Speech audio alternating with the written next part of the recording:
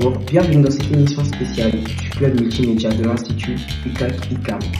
Aujourd'hui, nous recevons un jeune écrivain engagé, lauréat du concours du meilleur écrivain juvénile de Brazzaville, lauréat du concours d'éloquence et de slam de Pointe-Noire, auteur du livre à succès Les Fleurs du Malheur sur Wattpad et objet d'une biographie écrite par le journaliste Aurélien Toko sur Wikimedia.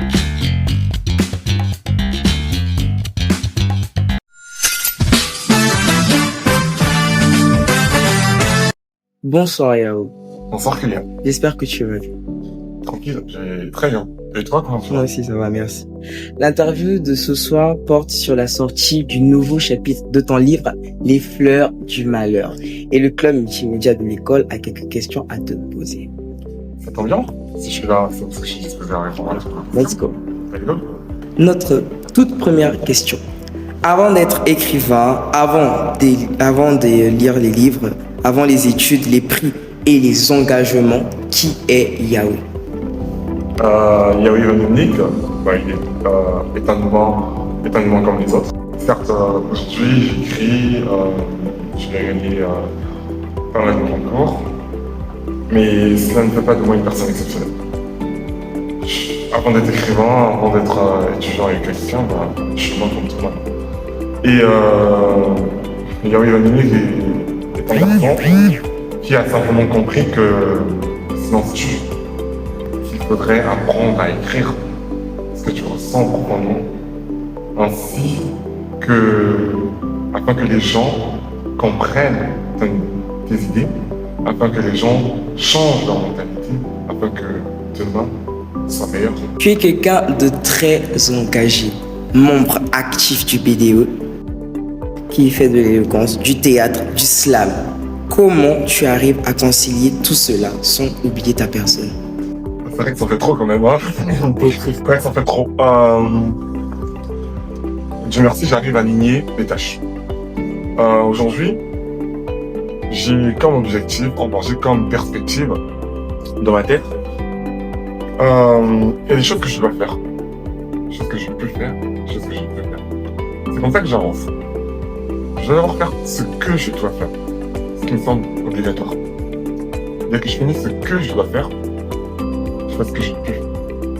Une fois que je termine avec ce que je peux faire, je vais faire ce que je veux. Tu as remporté ton premier prix d'écriture en classe de 4e. Avec le recul, qu'est-ce que ce moment a changé pour toi? Ça paraîtra surprenant pour certains, mais ça ne m'a pas motivé pour la suite. Par contre, en remportant le concours de meilleur écrivain juvénile, en classe de 4e, certes j'étais content, j'étais vraiment content. Pour la congrégation salésienne, j'étais content. Sauf que cela m'a fait comprendre une chose. Que le chemin que j'emprunte est un chemin de responsabilité. Il faudrait assumer. Au début, quand on écrit peut-être pour le fun. On écrit. Peut-être, pour certains, c'est en jeu et tout.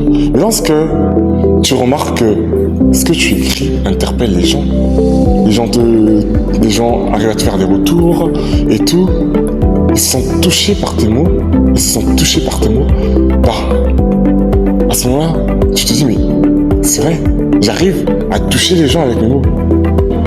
Et je pense qu'aujourd'hui, ce concours était un tremplin pour moi aujourd'hui. Voilà, j'ai pu dire merci à la congrégation salésienne de Don Bosco.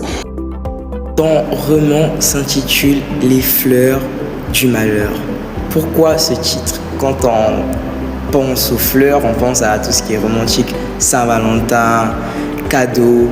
Et quand on voit le malheur, ça nous aspire la tristesse, la mort.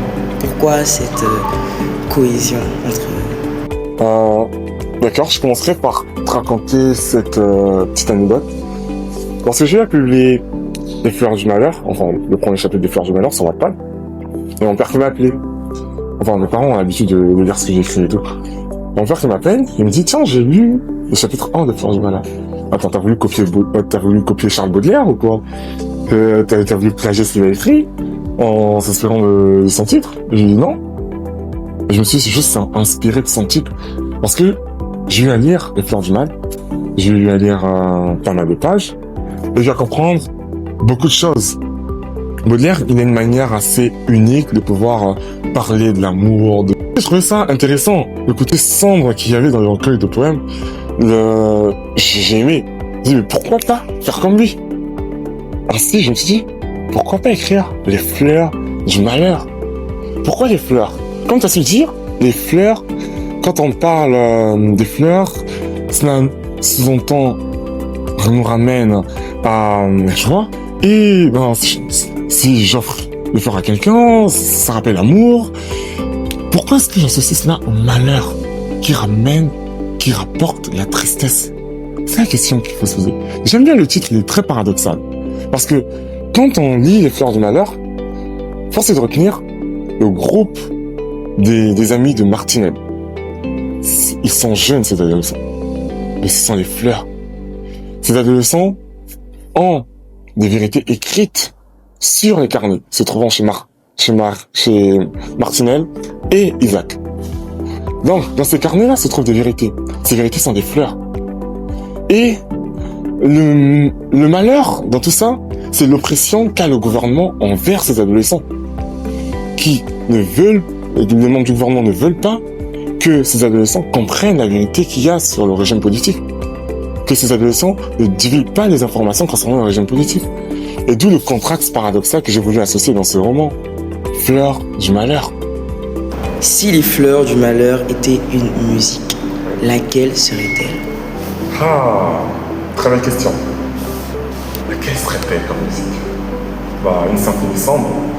Sachant que les fleurs du malheur étant un thriller psychologique, un roman ayant un aspect poétique assez sombre, je pense que ce serait une symphonie sombre dans laquelle on pourrait écouter des dénonciations comme des coups de tonnerre.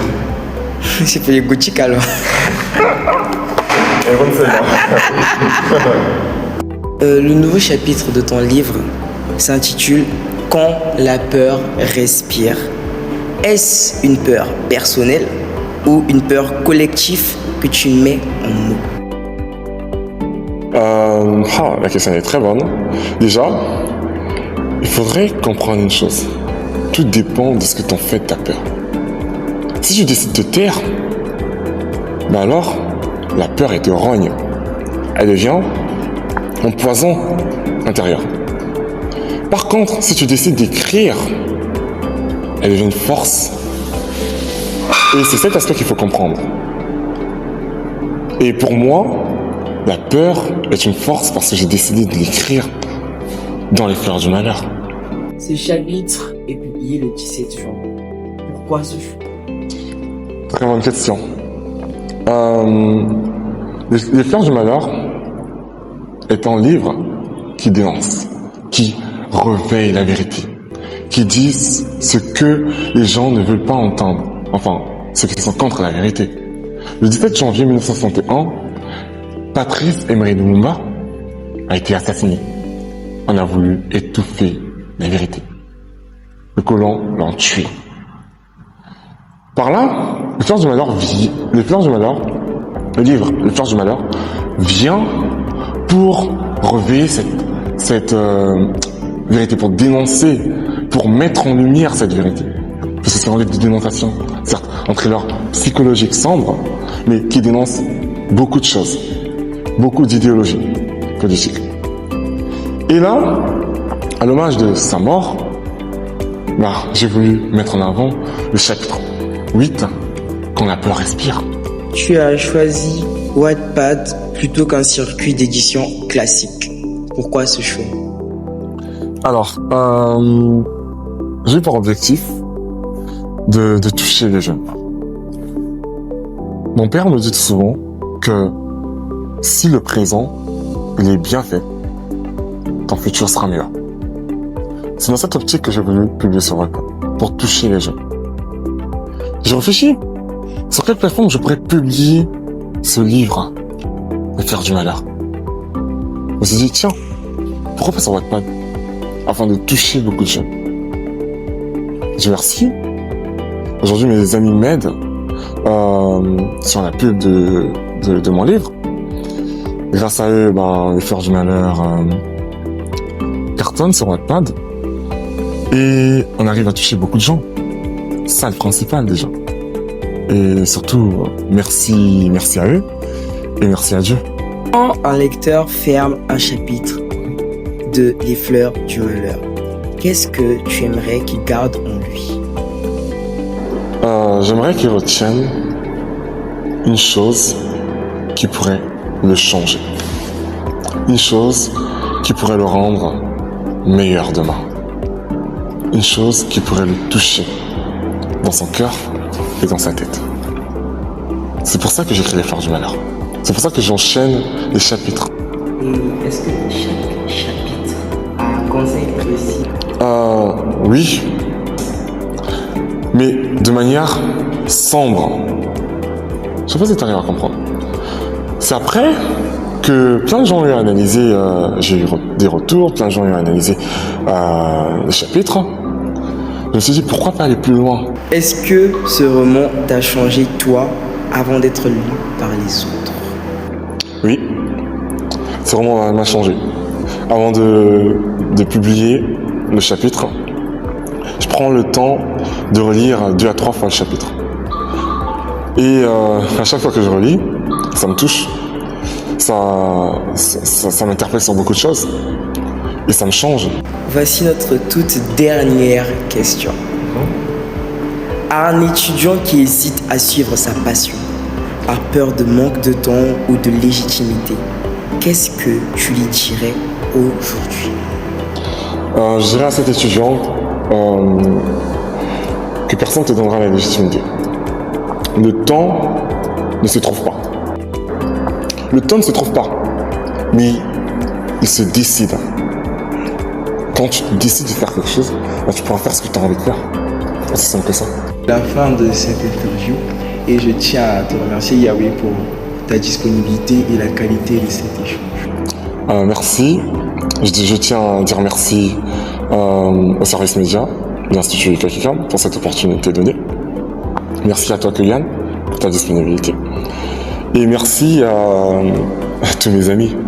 Aujourd'hui, ça me fait plaisir de voir cet engouement là quand je publie un chapitre et qu'ils mettent sur leur statut, qu'ils fassent la pub. Ça me fait plaisir.